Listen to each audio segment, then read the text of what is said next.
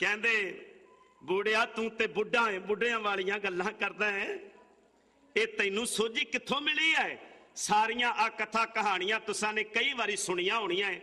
मैं एक शब्द नूं लैके आप जी दे सामने इतिहास रखना है। गुरु नानक देव महाराज ने बख्शिशां कर दित्तियां। 13 साल दी उम्र तो गल शुरू हो गई। 13 कह के बाबे नानक ने सौदा लटाया है सुल्तानपुर लोधी, ते फिर प्यारियो इस सौदे दे मालिक भी बना दिता गया जे किनू, जेड़ा सौदा लैके आए सी अकाल पुरख वाहिगुरू कोलों नाम बाणी सिमरन दा। ये सौदा ऐसा दिता मेरे पातशाह ने सानू बख्शिश कर दिता, ऐसे प्यारे गुरसिख दे राही। ते अज गुरु नानक देव महाराज ने कह दिता तैथों ओले कदे ना होसां। जदों गुरु नानक ने थापिया लहना जीव दे गुरे आई सिर छत्र फराया, ज्योति जोत मिलाए कै सतगुर नानक रूप वटाया। जदों गुरु अंगद देव महाराज नूं तख्त दिता ना, ते आप जी नूं पता होवे इस तख्त दी गल गुरु नानक तो शुरू हुई। इस तख्त दे मालिक बनाया भाई लहना जी नूं, ते लहना जी तख्त उत्ते बिठा दिते गए। ते फिर गुरियाई दा तिलक किहदे हत्थां तो लगा? इतिहास कहंदा, मैं अपने कोलों कुछ नहीं कहंदा, कि बाबा बुढ़ा साहब जी नूं कहा गुरु नानक देव महाराज ने।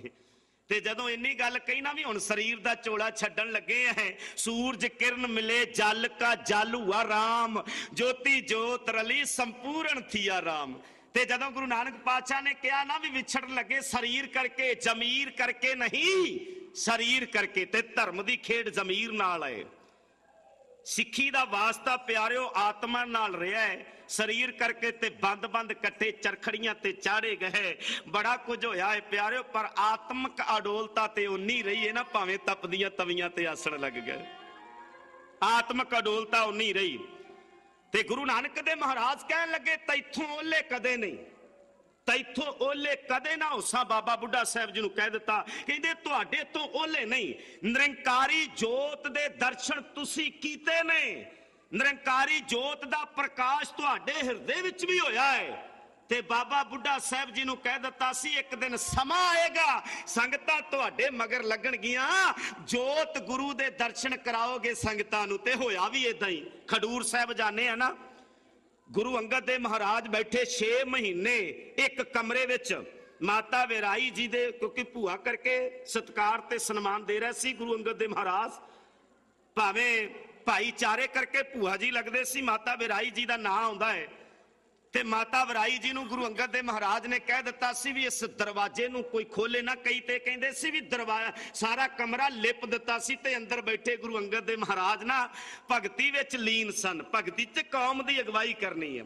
ते संगतां नूं दर्शन नहीं सी हो रहे, संगतां नूं दर्शन नहीं हो रहे। ते फिर पता की होया, कहंदे ने भी बाबा बुढ़ा साहब जी नूं कहा तैथों ओले कदे ना होसां, भी बाबा बुढ़ा साहब जी तो निरंकारी जोत ओले नहीं।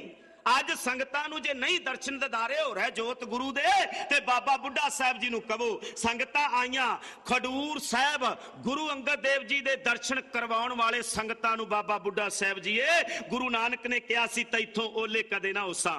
अगे गल लै चलीए आपां। तीसरे पातशाह गद्दी दे वारस बने इस तखत दे, इस तखत दे वारस बने गुरु अमरदास। ते दातू ईरखा विच मच उठिया गुरु पुत्र।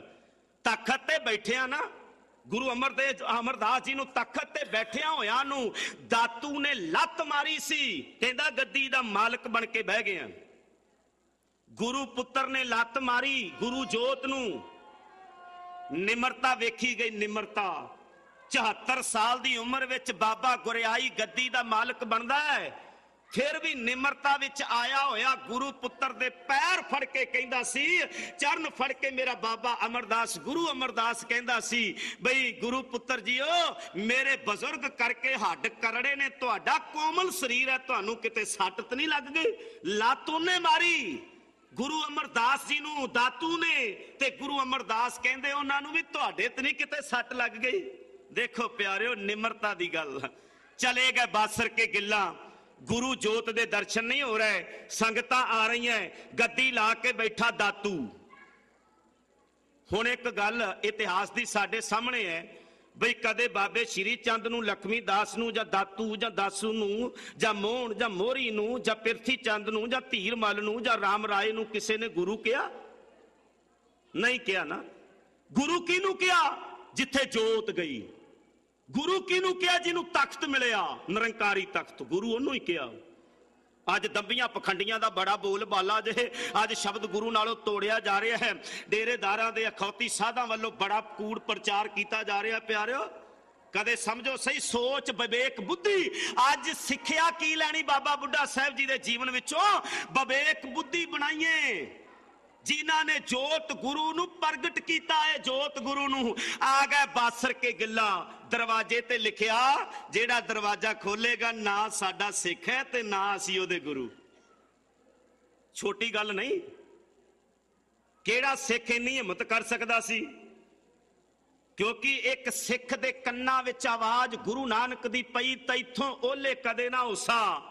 गुरु नानक दी जोत दे मालिक तीजे था गुरु अमरदास बासर के गिला आ गए। प्यारिओ सन साहब दा इतिहास ते बनिया ही बाबा बुढ़ा साहब करके है। सन ला के ना पिछले पासों अगे दरवाजे ते लिखिया होया।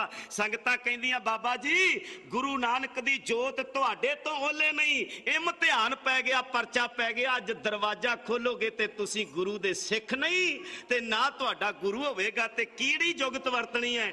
पिछों सन लाई ते बाबा बुढ़ा साहब जी दे जदों गुरु अमरदास जी ने वेखिया ना कि सन ला के आया कोई प्यारा, अखां नजरां गईयां बाबा बुढ़ा साहब जी ते, गुस्से विच नहीं आए। गुरु ने गलवकड़ी विच लैके आखिया ए सिक्खी दी अविध तक पहुंच गया है बाबा बुढ़ा साहब। सिक्खी दी अविध कहंदे आ जिथे सिक्खी दी सीमा खत्म हो जाती है। इन्ना सिक्खी नूं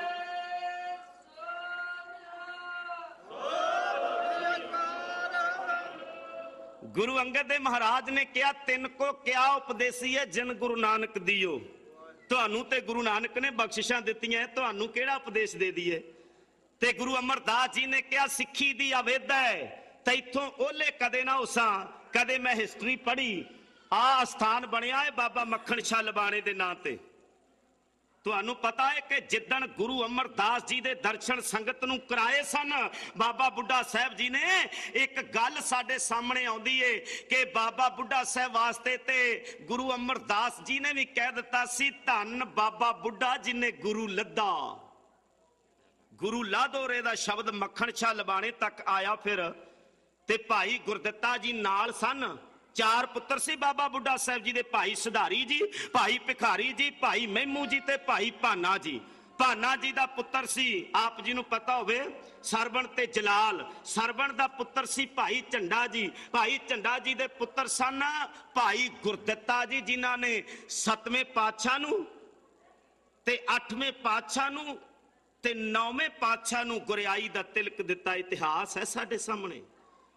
ते जिस दिन मक्खन शाह लबाणा आया सी, भाई गुरदित्ता नाल है, क्योंकि क्या सी तैथों ओले कदे ना उसा। कहंदे हुण 22 मंजियां डाह के बैठे है। मक्खन शाह लबाणे वर्गी सोच ते बिरती रख के वेखो कदे प्यारिओ, पता लग जाए कि गुरु नू पाउण वास्ते किदां दी विवेक बुद्धि दियां बख्शिशां हो गईयां गुरु नानक दे दर घर तो।